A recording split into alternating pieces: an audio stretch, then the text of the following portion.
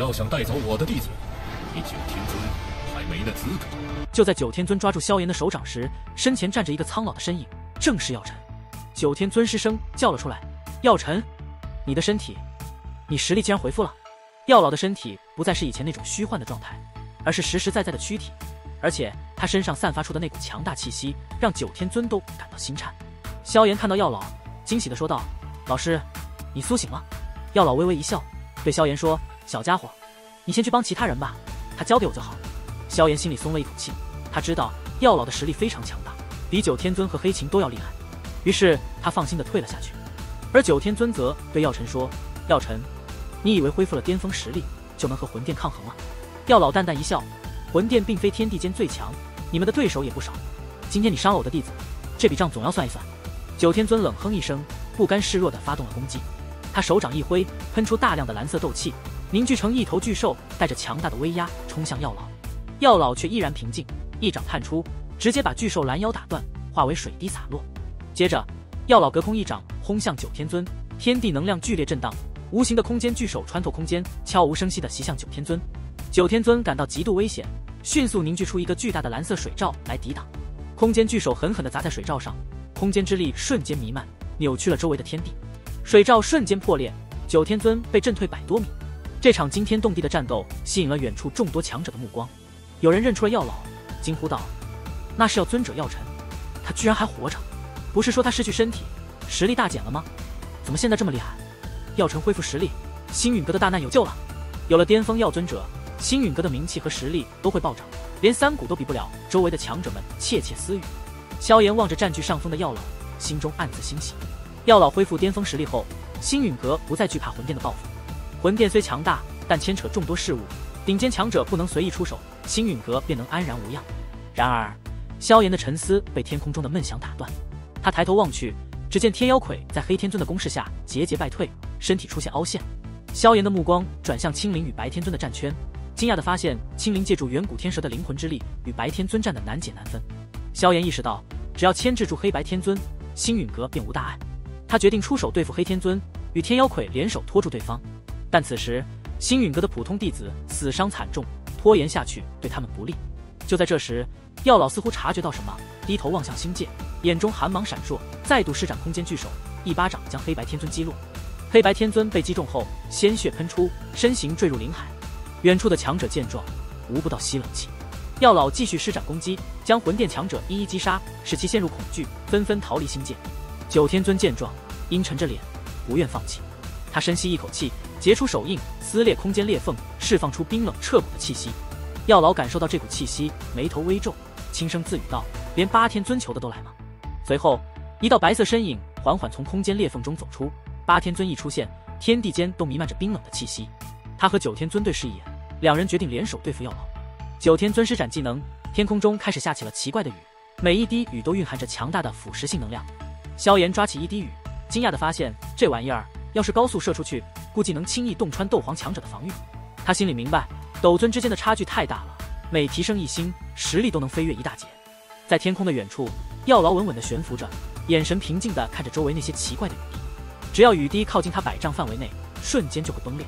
这时候，不管是星陨阁的弟子，还是远处的强者，眼睛都盯着天空，都知道魂殿的2位大人物要放大招了。九天尊手里的印诀快速变换，突然大喝一声明。随着他的喊声，那些奇怪的雨滴开始颤抖，然后嗖嗖地朝着九天尊飞去，在他面前迅速聚成一个巨大的蔚蓝色雨球。这个雨球又大又恐怖，能量波动让周围的人都吓得脸色发白。要是这玩意儿爆炸，估计这片山脉都得被夷为平地。就在雨球成型的时候，八天尊也深吸一口气，抬起手对着雨球，一股森白色的极寒之气从他掌心喷出来，全部附在雨球上。很快，雨球被冻成了一个巨大的冰球，里面的能量越来越恐怖。2个魂殿顶尖强者联手，这招的威力简直让人不敢想象。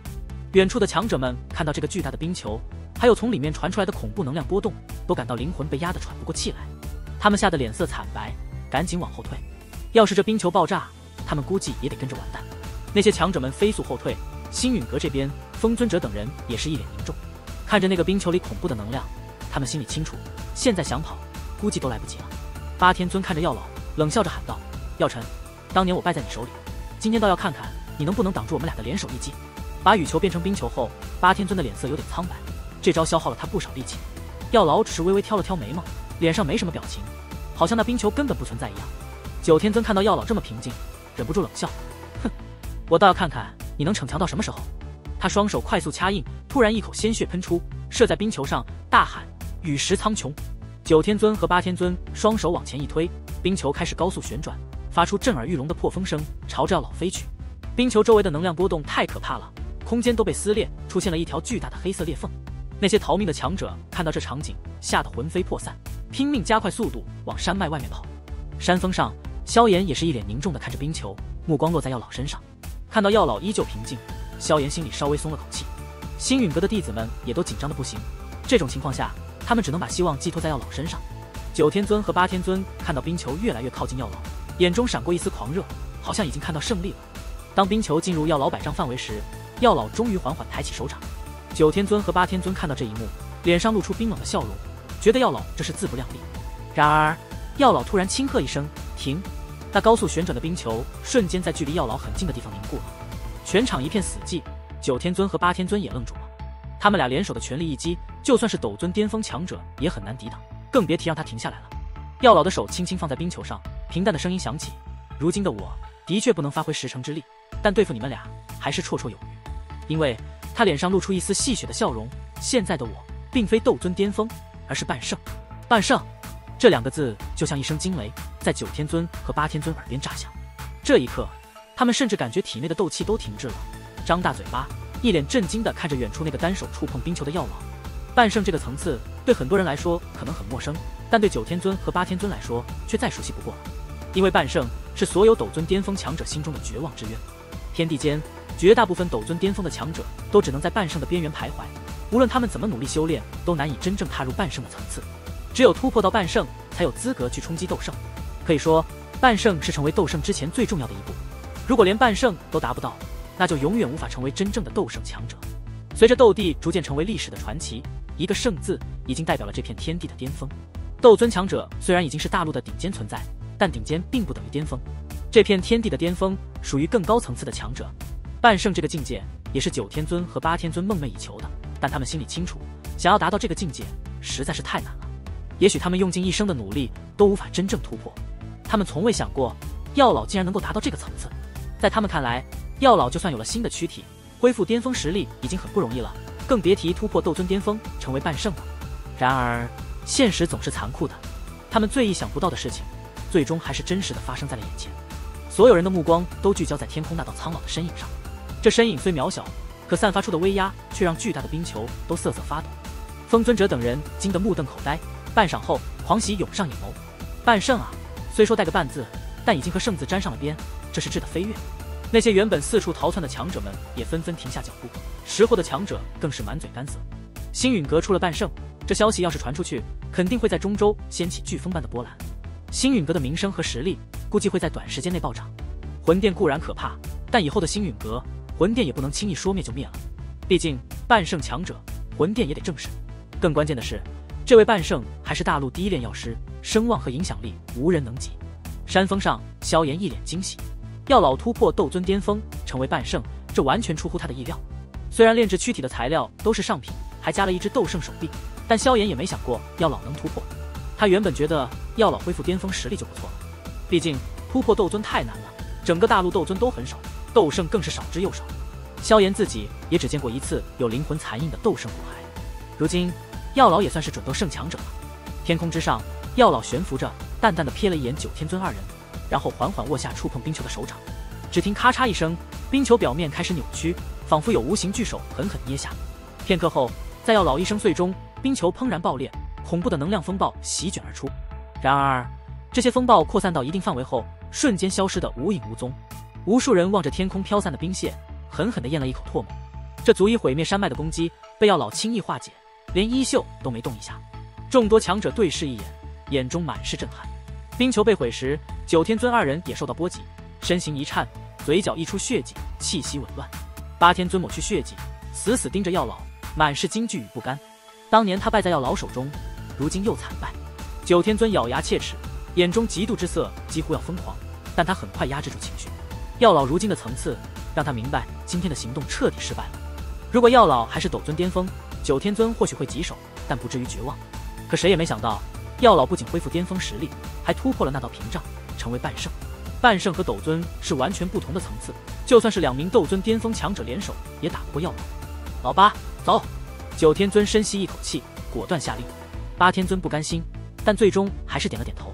他挥手撕裂空间，2人闪身进入裂缝。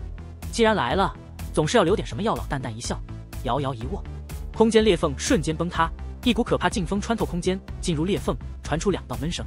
接着2道血剑从裂缝喷出，但刚靠近药老100丈距离，就化为血雾飘散。药尊者，你等着，我魂殿绝不会善罢甘休！血剑散去，空间裂缝也消散。九天尊愤怒的咆哮声在天地间徘徊，显然他们伤得不轻。药老却只是微微一笑。如今他进入半圣，也算是踏足大陆巅峰，或许他可以有个新的称谓了，那就是药圣、药尘。